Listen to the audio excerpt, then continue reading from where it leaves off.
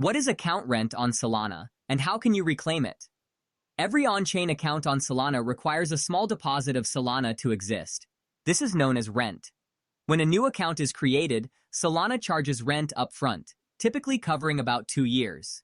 For a standard token account, this means around 0.002 Solana gets locked.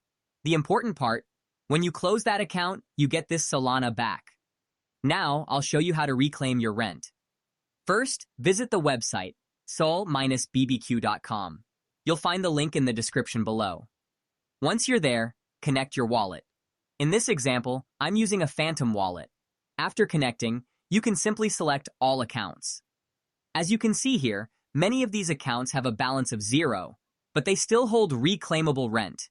With just a few clicks, you can recover that locked Solana and send it back to your wallet. That's it.